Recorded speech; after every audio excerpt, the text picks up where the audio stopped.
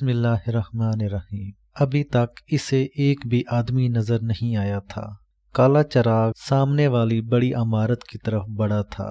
اتنی بڑی جگہ، اتنی خوبصورت جگہ اور ایسی ویران۔ آدمی تو آدمی، یہاں تو کوئی پرندہ بھی دکھائی نہیں دے رہا تھا۔ تانیہ نے چاروں طرف نظریں دوڑاتے ہوئے پرتجسس لہجے میں کہا، دیکھنا چاہتی ہو؟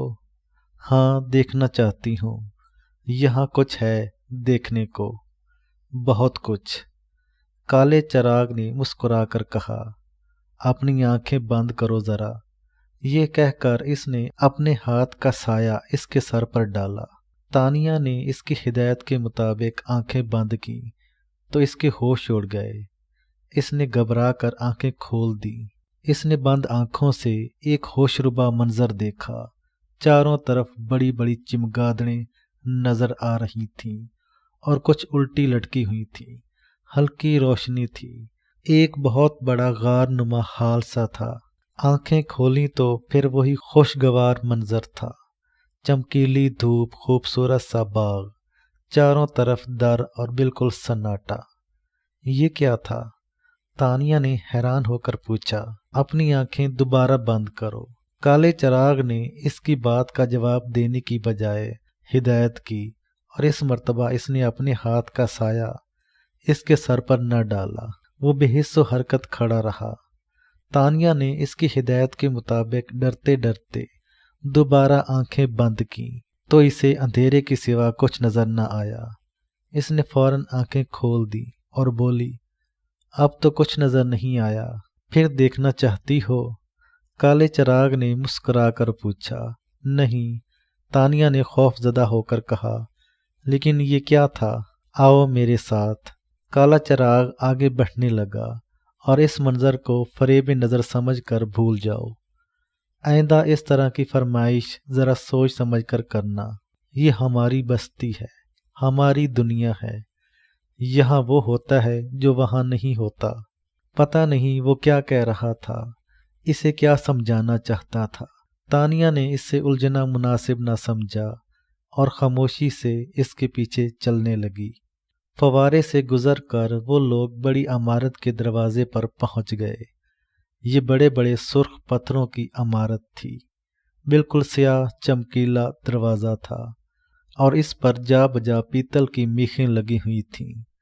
اسی بڑے دروازے میں ایک چھوٹا دروازہ تھا۔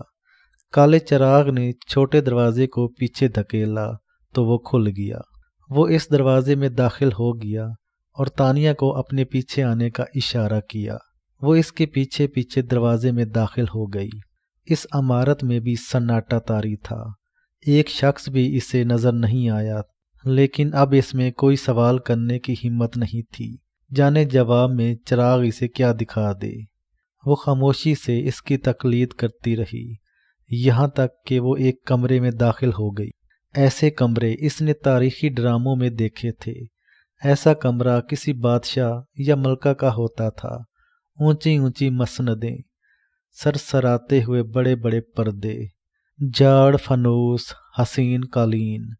کمرے میں داخل ہو کر کالے چراغ نے اسے ایک مرصع کرسی پر بیٹھنے کا اشارہ کیا، اور خود بھی وہ دوسری کرسی پر بیٹھ گیا۔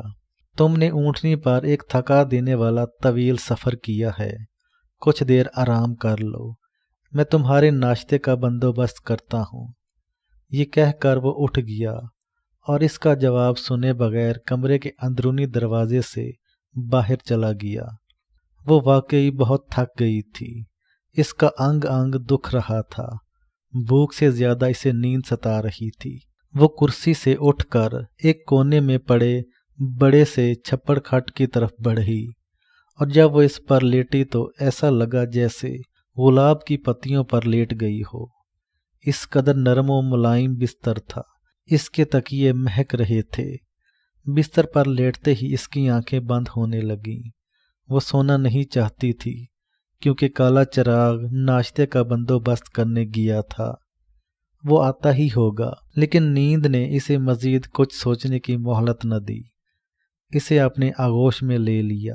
کالا چراغ جب ناشتے کی تشتری لے کر آیا تب تک تانیہ گہری نیند سو چکی تھی۔ کالے چراغ نے معنی خیز مسکراہٹ کے ساتھ سوئی ہوئی تانیہ کو دیکھا، تشتری میز پر رکھی اور خاموشی سے دروازہ کھول کر باہر نکل گیا۔ تانیہ بہت تھکی ہوئی تھی، وہ دوپہر تک سوتی رہی۔ پھر جب اس کی آنکھ کھلی تو اس نے اپنے آپ کو ایک غیر مانوس سے کمرے میں پایا۔ اس کی نظر سب سے پہلے چھت پر لٹکے بڑے سے فانوس پر پڑی، پھر اس نے چھپڑ کھٹ کو دیکھا۔ حواس بحال ہوئے تو اسے یاد آ گیا کہ وہ کہاں ہے۔ اسے سوتے ہوئے شاید بہت دیر ہو چکی تھی۔ وہ ہڑبڑا کر اٹھی۔ سامنے میز پر کئی تشتریاں رکھی ہوئی تھیں۔ وہ میز کے نزدیک گئی تو اس نے دیکھا کہ ایک تشتری میں ناشتے کا سامان ہے، دوسری تشتری میں کھانا، تیسری تشتری میں کچھ پھل ہیں، ایک تشتری میں پانی اور گلاس رکھے ہیں۔ تب اسے احساس ہوا کہ ناشتے اور دوپہر کے کھانے کا وقت گزر چکا ہے۔ سونے سے اس کے اعصاب پرسکون ہو گئے تھے۔ اب وہ چاہ رہی تھی کہ باتھ روم میں جا کر نہا دھو لے اور کپڑے تبدیل کر لے۔ اس نے اپنے بیگ سے کپڑے نکالے اور کمرے میں چاروں طرف نظریں دوڑانے لگی کہ باتھ روم کس طرف ہے۔ ابھی وہ اندازہ ہی لگا رہی تھی کہ دروازہ کھلا اور کالا چراغ اندر داخل ہوا۔ وہ اسے کھڑا ہوا دیکھ کر مسکرا کر بولا، کہاں جانا چاہتی ہو؟ ذرا منہ ہاتھ دھو کر تازہ ہونا چاہتی ہوں۔ وہ سامنے چلی جاؤ، پردہ ہٹاؤ گی تو دروازہ نظر آ جائے گا۔ کالے چراغ نے ایک طرف اشارہ کیا۔ اس کے اشارے کے مطابق جب اس نے پردہ ہٹایا تو وہاں واقعی ایک دروازہ موجود تھا۔ وہ دروازہ کھول کر اندر داخل ہو گئی۔ اندر داخل ہو کر جب اس نے دروازہ بند کیا، اس کی آنکھوں میں حیرت بھر گئی۔ ہر طرف وہی نظر آ رہی تھی، دائیں بائیں، سامنے، پیچھے، چھت پر، فرش پر۔ کہاں نہیں تھی وہ نظر کیسے نہ آتی؟ ہر طرف آئینے لگے ہوئے تھے، چھت اور فرش پر بھی آئینے تھے، حتیٰ کہ دروازے کی پشت پر بھی آئینہ تھا۔ دروازہ بند ہونے کے بعد شیشے کی دیوار میں گم ہو گیا تھا۔ یہ ایک بہت خوبصورت حمام تھا۔ فرش پر ایک حوض تھا جس کی لمبائی 6 فٹ اور چوڑائی 4 فٹ رہی ہوگی۔ اس کی گہرائی بھی 4 سے 6 فٹ تھی۔ اس حوض کی سطح نیلے رنگ کی تھی، اس لیے حوض اور اس کا رنگ نظر آ رہا تھا، ورنہ آئینوں کی وجہ سے اتنے عکس دکھائی دے رہے تھے کہ کچھ پتہ نہیں چل رہا تھا کہ کون کون سی چیز کس جگہ پر ہے۔ جب وہ اس آئینہ حمام سے نہا کر باہر نکلی تو بالکل فریش ہو چکی تھی۔ کالا چراغ کمرے میں موجود تھا۔ تانیہ اس وقت اس تر و تازہ گلاب کی مانند لگ رہی تھی جس پر شبنم کے قطرے پڑے ہوں۔ اس کا حسن محوت کر دینے والا تھا۔ کالا چراغ اسے بہت دلچسپی سے دیکھ رہا تھا۔ تانیہ نے اپنے کھلے بالوں میں تولیہ لپیٹا ہوا تھا۔ وہ اس کی پرشوق نگاہوں کو نظر انداز کرتے ہوئے کرسی پر بیٹھ گئی اور میز پر رکھی ہوئی چیزوں کو دیکھنے لگی۔ اب اسے شدت کی بھوک لگ رہی تھی۔ اب تم کیا کھاؤ گی؟ کالا چراغ اٹھ کر میز کی طرف بڑھا۔ ناشتے اور دوپہر کے کھانے کا وقت تو نکل چکا ہے، اب تو شام کی چائے کا وقت ہے۔ میز پر اتنا کچھ موجود ہے، کچھ بھی کھا لوں گی، آپ فکر مند نہ ہوں۔ کھانا لائے ہوئے بھی کئی گھنٹے ہو گئے، دیکھ لو ٹھنڈا تو نہیں ہو گیا۔ کوئی بات نہیں، جیسا بھی ہے میں کھا لوں گی۔ یہ کہتے ہوئے اس نے ڈونگے کا ڈھکن اٹھایا تو کھانے سے بھاپ اٹھ رہی تھی۔ وہ خوش ہو کر بولی، ارے یہ تو بالکل گرم ہے، کیا آپ دوبارہ لائے ہیں؟ نہیں تو دوپہر ہی کو لایا تھا، کالے چراغ نے معصومیت سے کہا۔ تانیہ نے اپنے مطلب کا کھانا تشتری میں نکالا اور کھانے لگی۔ کھانا بہت مزیدار تھا۔ اسے فوراً دردانہ یاد آ گئی۔ اس کے پکائے ہوئے کھانے بھی بہت مزیدار ہوتے تھے۔ کھانے سے فارغ ہو کر اس نے چائے پی۔ یہ چائے تو صبح کی تھی لیکن ابھی تک اس قدر گرم اور تازہ تھی جیسے ابھی دم دی گئی ہو۔ تانیہ نے کالے چراغ کو چائے کی پیشکش کی لیکن اس نے یہ کہہ کر انکار کر دیا، میں چائے نہیں پیتا۔ کھانے پینے سے فارغ ہونے کے بعد کالے چراغ نے برتن اٹھائے۔ تانیہ نے چاہا بھی کہ وہ اس سے کہے برتن میں رکھ آتی ہوں، لیکن وہ یہ بات کہہ نہ سکی۔ کالے چراغ نے سارے برتن ایک ساتھ اٹھائے اور دروازے سے باہر نکل گیا۔ اس کی غیر موجودگی سے فائدہ اٹھا کر تانیہ نے اپنے سر سے تولیہ کھولا اور اپنے بال سلجھانے لگی۔ پھر اس نے اپنے بال باندھے اور آرام سے ایک کرسی پر بیٹھ گئی۔ یہ کیسا طلسم تھا، یہ کیسی ہوش ربا داستان تھی۔ وہ کہاں سے کہاں پہنچ گئی تھی۔ وہ گھر سے اپنے بھائی محسن راؤ کی تلاش کا عزم لے کر نکلی تھی۔ ایک ہی رات میں وہ اپنے بھائی کے نزدیک پہنچ گئی تھی۔ وہ جھونپڑی میں گھس کر اسے دیکھنا چاہتی تھی، لیکن کالا چراغ وہاں ظالم سماج بن کر پہنچ گیا تھا، اسے ملنے سے روک دیا تھا۔ جانے اس نے ایسا کیوں کیا تھا۔ وہ اس سے کوئی بات کرنا چاہتا تھا، شاید محسن بھائی کے بارے میں کچھ بتانا چاہتا تھا۔ ابھی تک تو اس نے کچھ بتایا ہی نہ تھا۔ پھر اسے اپنے اس خیال پر خود ہی ہنسی آ گئی۔ وہ بیچارہ کس وقت بات کرتا، دن بھر تو وہ سوتی رہی تھی۔ اس وقت وہ بالکل چاق و چوبند تھی، ذہن پرسکون تھا۔ اب وہ واپس آئے تو اس سے پوچھے گی کہ معاملہ کیا ہے، اس کا بھائی جھونپڑی میں کیوں ہے، وہاں ایسی کس حالت میں ہے کہ اسے ایک نظر دیکھنے بھی نہیں دیا گیا۔ وہ کچھ دیر اس کا انتظار کرتی رہی، لیکن وہ واپس پلٹ کر نہیں آیا۔ وہ اٹھی، اس نے سوچا باہر نکل کر دیکھے۔ باہر بہت خوبصورت باغ تھا، شام کا وقت ہے، ذرا وہاں جا کر ٹہلے۔ اس نے دروازہ کھول کر باہر نکلنے کی کوشش کی، لیکن دروازہ نہ کھلا، شاید باہر سے بند تھا۔ پھر وہ اندرونی دروازے کی طرف بڑھی، جس سے کالا چراغ اندر گیا تھا اور پھر واپس نہ پلٹا تھا۔ یہ دروازہ بھی بند تھا۔ یہ دروازے بند کیوں ہیں؟ کیا اسے قید کر دیا گیا ہے؟ اس تصور پر وہ ہنسی۔ وہ کوئی شہزادی تھوڑی تھی جسے کوئی جن یا دیو اپنے محل میں قید کر لے۔ یہ ٹھیک ہے کہ وہ شہزادی نہیں ہے، لیکن یہ بھی ٹھیک ہے کہ وہ کسی شہزادی سے کم نہیں۔ اس کا حسن کوہ کاف کی پریوں کو بھی مات دینے والا تھا۔ پھر کالا چراغ جن نہ سہی، لیکن جن جیسی چیز ضرور تھا۔ عجیب شخصیت تھی اس کی، کہیں وہ اس کو بند کر کے تو نہیں نکل گیا۔ پھر اس نے پردہ ہٹا کر ایک دریچے سے جھانکا۔ یہ عمارت کا پچھلا حصہ تھا، اونچے درخت اور درمیان میں گھاس بچھی ہوئی۔ گھاس کے ساتھ کناروں پر پھولوں کی کیاریاں تھیں، اور کچھ فاصلے سے ایک درخت کے بعد دوسرا درخت تھا۔ یہاں بھی اسے کوئی جاندار نظر نہ آیا، نہ انسان، نہ چرند پرند۔ ایک عجب طرح کی خاموشی تھی، جیسے چند لمحوں بعد ہی کوئی بم پھٹ جائے گا۔ وہ اس کمرے میں کالا چراغ کے انتظار میں یوں ہی گھومتی بیٹھتی اور ٹہلتی رہی، مگر وہ نہ آیا، یہاں تک کہ شام گہری ہونے لگی۔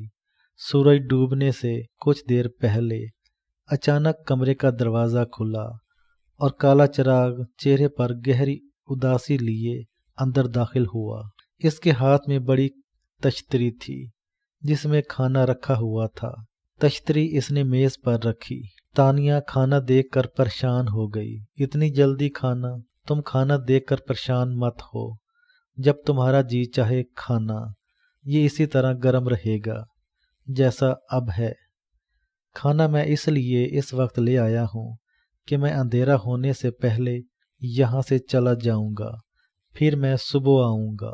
جانا میری مجبوری ہے، تم بے فکر رہو، کھاؤ پیو اور آرام کرو۔ صبح میں آؤں گا، تمہارے بھائی سے متعلق ہر سوال کا جواب دوں گا، میں تمہیں اس کی زندگی کی کہانی سناؤں گا۔ اب میں چلتا ہوں، بس تم ایک بات کا خیال رکھنا، اس کمرے سے باہر نکلنے کی کوشش مت کرنا، پردے ہٹا کر باہر جھانکنا بھی مت۔ ہو سکتا ہے تمہیں کوئی ایسا منظر نظر آ جائے جو تمہارے ہوش و حواس گم کر دے۔ باہر سے سنائی دینے والی آوازوں پر بھی دھیان مت دینا۔ اب یہ بتاؤ، کمرے میں شمع روشن کر دوں یا فانوس؟ میں فانوس روشن کیے دیتا ہوں، شمع کی روشنی ہلکی رہے گی۔ یہ کہہ کر اس نے انگلی کا اشارہ کیا اور کمرے میں لٹکے تینوں فانوس تیزی سے جل اٹھے۔ کمرہ اچھا خاصا روشن ہو گیا۔ آپ صبح کتنے بجے آئیں گے؟ تانیہ نے فکر مند ہو کر پوچھا۔ سورج کی پہلی کرن کے ساتھ میں حاضر ہو جاؤں گا، کالے چراغ نے بتایا۔ میں اپنے بھائی کے بارے میں جلد از جلد سب کچھ جاننا چاہتی ہوں، وہ بے چین ہو کر بولی۔ بس ایک رات کا انتظار اور صبح میں سب کچھ بتا دوں گا۔ بتا تو میں آج بھی دیتا، مگر جب آیا تمہیں سوتا ہوا پایا، کالے چراغ نے وضاحت کی۔ آپ مجھے اٹھا دیتے، تانیہ نے کہا۔ تم بہت گہری نیند میں تھیں، جی نہ چاہا کہ تمہیں اٹھاؤں۔ اچھا میں چلتا ہوں، صبح ملاقات ہوگی۔ کھانا کھا لینا اور جو ہدایت کی ہے اس پر عمل کرنا۔ دیکھو پھر سمجھاتا ہوں، باہر مت جھانکنا اور نہ باہر کی آوازوں پر دھیان دینا۔ آؤ دروازہ اندر سے بند کر لو۔ اگر دروازے پر دستک ہو تو ہرگز مت کھولنا، دستک دینے والا میں نہیں ہوں گا۔ یہ بات اچھی طرح ذہن نشین کر لو، ٹھیک ہے؟ یہ کہہ کر اس نے کمرے کا اندرونی دروازہ کھولا اور باہر نکل گیا۔ تانیہ نے اس کے جاتے ہی دروازہ اندر سے بند کر لیا۔ وہ دروازہ بھی بند کر لیا جو باہر کی طرف کھلتا تھا۔ پردے اچھی طرح گرا لیے۔ کالا چراغ اسے اچھا خاصا ڈرا گیا تھا۔ رات 11 بجے کے قریب اسے بھوک محسوس ہوئی۔ وہ میز کے نزدیک کرسی گھسیٹ کر بیٹھ گئی۔ کھانا ابھی تک گرم تھا، بالکل اس طرح جیسے ہاٹ پاٹ میں رکھا ہو۔ کھانا بہت مزیدار تھا۔ اس نے سیر ہو کر کھایا اور پھر کمرے میں چہل قدمی کرنے لگی۔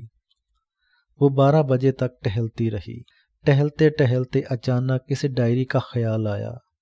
وہ گھر سے ڈائری لے کر چلی تھی۔ اس نے اپنے بیگ میں سے ڈائری نکال لی اور مرزا کرسی پر بیٹھ کر ایک ایک ورق الٹنے لگی۔ وہ ایک ایک صفحہ الٹتی جاتی تھی اور اپنے بھائی کے بارے میں سوچتی جاتی، لیکن کچھ نہ ہوا، کوئی تحریر نہ دکھائی دی۔ مایوس ہو کر اس نے ڈائری بیگ میں ڈال دی اور پھر بستر پر لیٹ گئی۔ کھانا اس نے خوب سیر ہو کر کھایا تھا۔ کرنے کو کچھ نہ تھا، سوچنے کو بہت کچھ تھا۔ سوچتے سوچتے اس کی آنکھوں میں نیند اترنے لگی۔ ابھی وہ اچھی طرح سو بھی نہ پائی تھی کہ گھبرا کر اٹھ بیٹھی۔ اس کی سمجھ میں نہ آیا کہ اس نے خواب دیکھا ہے یا وہ سب کچھ اس نے جاگتے میں دیکھا۔ اس نے دیکھا کہ وہ کسی کھنڈر میں پتھر پر لیٹی ہے، چاند پورے شباب پر ہے اور ہر طرف چمگادڑیں اڑ رہی ہیں، بڑی بڑی چمگادڑیں۔ ایک دو چمگادڑیں اس کی طرف بھی لپکیں، تبھی اس کی آنکھ کھل گئی۔ یہ کیسا بھیانک خواب تھا! یہ ایسا بھیانک خواب تھا کہ وہ جب بھی سونے لگتی یہ خواب اسے نظر آنے لگتا۔ آنکھیں کھولتی تو باہر سے عجیب عجیب آوازیں آنے لگتیں۔ کبھی کتے بھونک رہے ہوتے، کبھی بلیاں لڑ رہی ہوتیں، کبھی الو بول رہے ہوتے، کبھی گیدڑ کی آواز سنائی دیتی۔ یہ آوازیں کبھی ہلکی ہو جاتی اور کبھی تیز ہو جاتی۔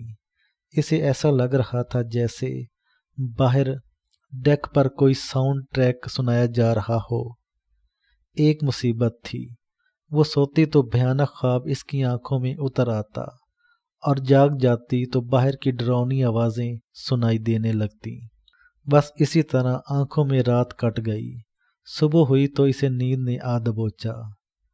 اس وقت وہ گہری نیند میں تھی جب کوئی دروازے پر مسلسل دستک دے رہا تھا۔ دستک کی آواز پر بمشکل آنکھ کھلی۔ اس نے کلائی پر بندھی اپنی گھڑی پر نظر ڈالی، 7 بج رہے تھے۔ وہ فوراً اٹھ کر کھڑی ہو گئی۔ دروازے پر یقیناً کالا چراغ ہوگا۔ دروازے پر کالا چراغ ہی تھا۔ وہ دن نکلتے ہی اپنے وعدے کے مطابق اس کے کمرے میں آ گیا تھا۔ تانیہ کی آنکھیں نیند سے بوجھل ہو رہی تھیں۔ آنکھوں میں لال لال ڈورے پڑے ہوئے تھے جو اس کی آنکھوں کو بے حد پرکشش بنا رہے تھے۔ خوبصورت نشیلی آنکھیں۔ وہ ان آنکھوں کو بغور دیکھنے لگا۔ اس کی نگاہوں کی تاب نہ لا کر تانیہ نے جمائی لی اور بولی، رات میں 1 منٹ بھی نہیں سو سکی۔ جانوروں کی آواز سے ڈرتی رہی؟ کالے چراغ نے پوچھا۔ جانوروں کی آوازوں سے تو اتنا ڈر نہیں لگا، जितना चमगादड़ों से। क्या मतलब? वो एकदम चौंक गया। मुझे जब भी नींद आती एक भयानक ख्वाब देखने लगती, जैसे मैं किसी खंडर में पत्थर पर लेटी हूँ और बड़ी बड़ी चमगादड़ें इधर उधर उड़ती फिर रही हैं। एक दो मेरी तरफ भी लपकती महसूस हुई। तानिया ने बताया। ओह, काले चिराग ने अपना सर पकड़ लिया। असल में गलती मुझसे हो गई। मुझे इस बात का ख्याल ही न रहा। कैसी गलती? किस बात का ख्याल? तानिया इसकी बात समझ न सकी। बस हो गई एक गलती।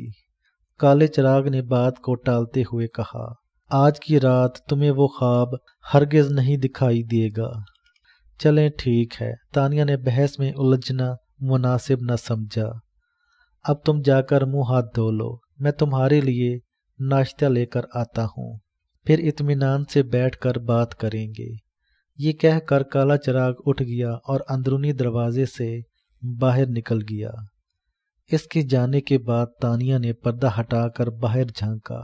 सब कुछ वैसा ही था। वो अंदर हमाम की तरफ गई। इसने इत्मीनान से मुंह हाथ धोया और बाहर आ गई।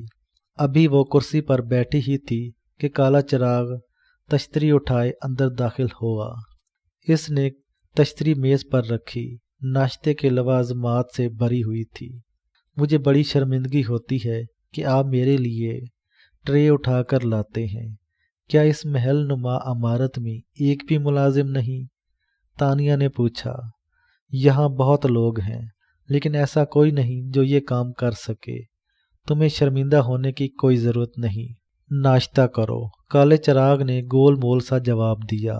आप समझ में ना आने वाली बातें बहुत करते हैं। क्या आपको दूसरे को उलझाकर बहुत मज़ा आता है? मैं किसी को क्या उलझाऊंगा? मैं खुद एक तवील अरसे से उलझा हुआ हूँ। आपको किसने उलझाया है? तानिया ने टोस्ट पर मक्खन लगाते हुए पूछा। बका ने। ये बका आखिर क्या बला है? आपने कल भी इसका जिक्र किया था। इसे बला ना कहो। मैं इस पर मरता हूँ। मरता हूँ? तानिया ज़रा संभल कर बैठ गई। हाँ, मरता हूँ, मगर अफसोस वो किसी और पर मरती है। किस पर? तुम्हारे भाई मोहसिन राव पर। ये कैसा मरना है कि वो इन पर मरती भी है और इन्हें कैद भी कर रखा है। यही तो अलमिया है, और यही सब बताने के लिए तुम्हें यहाँ लाया हूँ। तो फिर बताइए, मैं सुनने के लिए बेताब हूँ। तुम अपने भाई मोहसिन राव के बारे में कितना जानती हो? इतना जानती हूँ कि मेरे भाई मोहसिन राव को जब वो 12-13 या 13-14 साल के थे तो मेरे चाचा राव अहमद अली ने शिकार खेलते हुए इन्हें अगवा करा लिया था और इन्हें जान से मरवा दिया था। मेरे वालिद को कत्ल करने से पहले राव अहमद अली ने यही बताया था कि वो मोहसिन राव को कत्ल करवा चुका है, लेकिन मेरा भाई तो आज तक जिंदा है। इसका मतलब है कि राव अहमद अली को कोई गलत फहमी हुई। नहीं, गलत फहमी नहीं हुई। इसे इसके लोगों ने यही बताया कि वो इसके हुक्म के मुताबिक कत्ल कर आए हैं। इसके लोगों ने मोहसिन राव की लाश के टुकड़े देखे थे। मेरे भाई की लाश के टुकड़े? तानिया ने घबरा कर पूछा। हाँ, तुम्हारे भाई की लाश के टुकड़े, जो एक एक करके इन लोगों के सामने गिरे। फिर मेरा भाई जिंदा कैसे है? तानिया फिक्रमंद हो गई। क्या इस झोंपड़ी में मेरे भाई के अलावा कोई और है? कोई और नहीं, वो तुम्हारा अपना सगा भाई मोहसिन राव है। ठहरो, मैं तुम्हें शुरू से बताता हूँ। काले चिराग ने गहरा सांस लेकर कहा। तुम्हारा भाई लाहौर के एक बहुत अच्छे स्कूल में तालीम हासिल कर रहा था। इस वक्त वो 8वीं या 9वीं क्लास में था। वो एक ज़हीन और तेज़ तरार लड़का था। छोटी सी उम्र में इसने बहुत कुछ सीख लिया था। गांव की ज़िंदगी से इसे इश्क था। शिकार का इसे जुनून की हद तक शौक था। इसका निशाना बहुत अच्छा था। इसके पास इटली की बनी हुई एक 2 नाली बंदूक थी। इस बंदूक का लाइसेंस तो तुम्हारे वालिद के नाम था, लेकिन ज़्यादातर इस्तेमाल मोहसिन राव करता था। ये बंदूक सावनपुर की हवेली में ही रहती थी। राव अहमद अली का छोटा बेटा इकबाल राव, अगरचे इससे उम्र में बड़ा था, لیکن اس کی دوستی اس سے زیادہ تھی۔ وہ دونوں ساون پور میں ہر جگہ ساتھ ساتھ رہتے تھے۔ اس مرتبہ محسن راؤ ساون پور آیا تو راؤ احمد علی نے اس کے لیے جال بن رکھا تھا۔ محسن راؤ اس کے لیے خطرہ بنتا جا رہا تھا۔ بیچارے باپ نے تو اپنے بھائی سے کبھی حساب نہ مانگا تھا، لیکن بیٹا حساب مانگنے لگا تھا۔ راؤ احمد علی نے سوچ لیا تھا کہ محسن راؤ کا اس مرتبہ مستقل حساب صاف کر دے گا۔ وہ جب بھی ساون پور آتا تو اس کے ساتھ 2 محافظ آتے تھے۔ ان محافظوں کی موجودگی میں کوئی کھیل کھیلنا آسان نہ تھا، لہٰذا اس نے محسن راؤ کے لیے جنگل میں پھندا تیار کروایا۔ شکار کا تو اسے شوق تھا ہی۔ اقبال راؤ نے جب اسے یہ اطلاع دی کہ اس مرتبہ جنگل میں کچھ ہرن دیکھے گئے ہیں تو یہ سن کر محسن راؤ دیوانہ ہو گیا۔ اس نے اب تک تیتر کا شکار کیا تھا، بڑے جانور کا شکار نہ کیا تھا۔ اس نے دوسرے ہی دن شکار کا پروگرام بنا لیا۔ صبح سویرے ہی اقبال راؤ اور وہ چند ملازمین کے ساتھ شکار پر جانے کے لیے تیار ہو گئے۔ اس کام کے لیے 2 جیپیں منتخب کی گئی تھیں۔ سب لوگ بیٹھ چکے تھے۔